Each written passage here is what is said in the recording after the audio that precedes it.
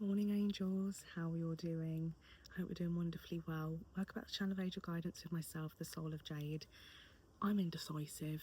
I'm going between soul and spirit, so if anyone has any opinions, do let me know on which one we feel more aligned with. I'm torn between spirit because I think my spirit is what's, fueling this and really showing up presently, because when my spirits are up I feel inclined to do stuff.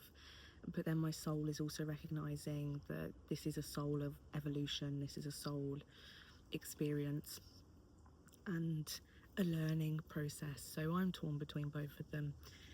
But today I wanted to bring to you a video about my new writing routine. So I love writing, and for me I was realizing I was lacking some form of structure, and I was wondering to myself, how can I push forward? And I was like, Jade, you've got so much resources out there.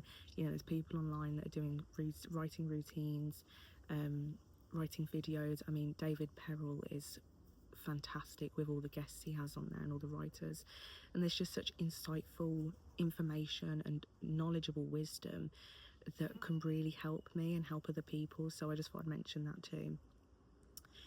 So since I've been doing that, I was wondering to myself, how can I make a writing routine, sorry about the noise, how can I make a writing routine that is going to be bite-sized for me, that can work around my other responsibilities, but also feeling fulfilled within what it is I want to achieve.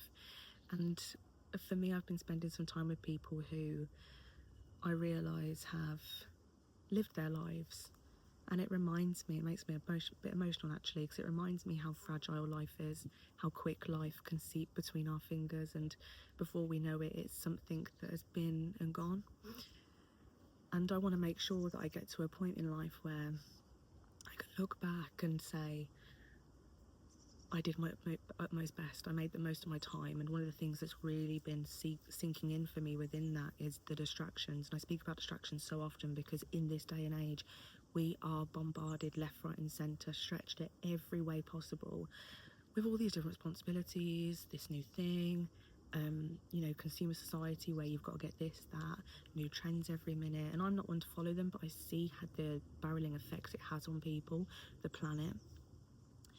And for me, this channel is for you to just kind of centre back into yourself, bring that softness back into your life. I know it's difficult when we have work and we have responsibilities and family and all the rest of it, but if you can just harness at least half an hour of your day to sit with yourself and reflect on what it is that you need, then I think that can have real power and benefit towards you. So if that sounds of any interest to you, welcome to the channel, and I'm happy to have you here. Okay, so speaking of my writing routine, I have started doing it where I do 30 minutes in the morning, 30 minutes in the afternoon, well, the evening I should say. Funny I say afternoon because I have found evening time and afternoon time is more like late in the afternoon, maybe like 6, 7, between 5 and 7, let's say. I do like to sleep early, so that's probably a reason why, but yeah. My reasoning for this is I thought 30 minutes is doable, and I saw something that said, if you do an hour a day within 7 days of the week, you've then accumulated 7 hours of that work, which seems not like a lot in the moment, but as you keep building that up, it's building a repertoire and experience of actually staying consistent with something. And sometimes it doesn't have to be very demanding. It's 30 minutes I think is doable. For me anyway, I'm not going to project that onto anyone else, but I think 30 minutes is a good substantial amount of time, and my practice with that has been really successful actually. So my set routine: a hot drink, some type of drink of some sort. Usually I have a hot drink, either a matcha, a tea, a herbal tea, something that I know is going to give me and my taste buds something to tantalise with. And having my space, do not disturb, my phone goes on do not disturb, my iPad goes on do not disturb, and I usually have a pen and paper, a spare pen, which I only realised the other day, because usually my pens don't run out and this one ran out on me, so I had to run back upstairs and all the rest of it, and it was just like, the flow was just interrupted. And then I also make sure I've got water, glasses, a book, because I've noticed when I've had so much inspiration in writing, sometimes that inspiration gets drawn out and I'm thinking, what can I do? Because I still feel like my brain's quite active, but I don't want to go onto the scroll. I don't want to do anything that's, too demanding on my body and my house. So instead I read. And I would say to read a book that isn't going going to ask too much of you. Like if you're reading a novel, sounds good. I read a lot of like not religious books, but books about belief and faith. Accidentally, by the way, I say accidentally, aligned, I should say. The book I'm reading at the moment is The Gate of Angels by Penelope Fitzgerald. And reading for me is something as well, like I want to remind people, for me, I say remind, you know nothing about me, but I want to remind you as the viewer that reading isn't something that's just handed to you. It's a skill that you acquire. You know, look back at school. If you went to school, you were progressively learning. And I thought I heard something, it was my cat. You're progressively learning, and that takes time, so give yourself grace when you're reading. You know, for me, sometimes I reread pages just because I haven't actually processed what's going on, and that's fine. That's absolutely fine. It's not like you're writing or reading to write an essay. You're reading to engage your brain into new ways of thinking, into storylines that, you know, inhabit beautiful prospects in them, and that's going to take time for you. Greetings, Pepper.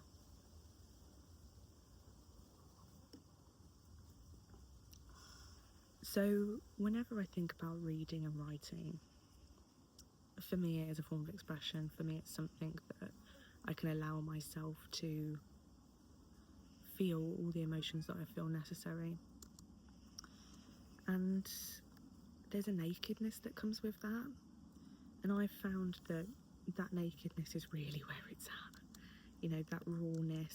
You know, we're not here to sugarcoat things. And speaking of sugarcoat, I'll add in my poem that I just wrote this morning called Truth and Tar. Hey angels, how are you all doing? Today I wanted to share with you a poem that I wrote this morning called Truth and Tar. When the signs are shown to you, believe them. I have been the person who ignores the subtle signs in the hope it was a genuine misunderstanding.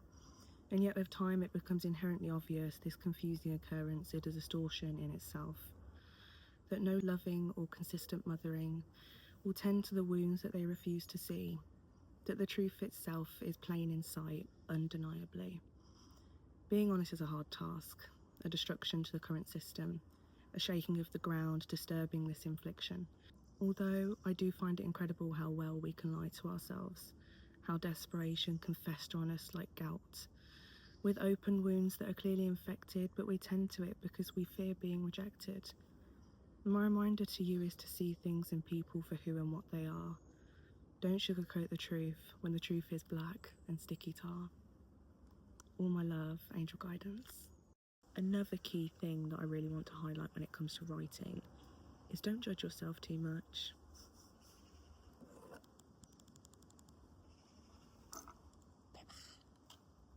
Hey, Peppa. You know.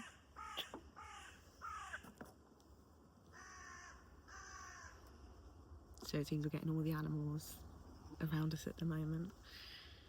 But one of the things I want to highlight as well, being able to give yourself that time to actually write and read and do things that are going to help you slow down, not only helps your nervous system, it also helps you seeing how capable you are. It reminds you how important it is to express, and it doesn't always have to be verbal. You know, there's this beautiful synergy that goes between the brain and really experiencing things vividly with your imagination when you give yourself the chance to. But it's about believing that you're worthy of doing that. And start with easy books. Start with books that are only like 300 pages long. Start with small books. Start with poems, whatever it is that you find interesting. So one of the other key things I really want to mention about really setting the space for you to sit and write with yourself is music. Music is truly medicine. Music has this ethereal experience that we can move with, not just in our bodies, but actually through our emotions. And I mean, I don't know too much about it, but anytime I've been to like a sound bath and sound resonance and sound frequencies, it's interesting how elevated you feel after you've experienced that.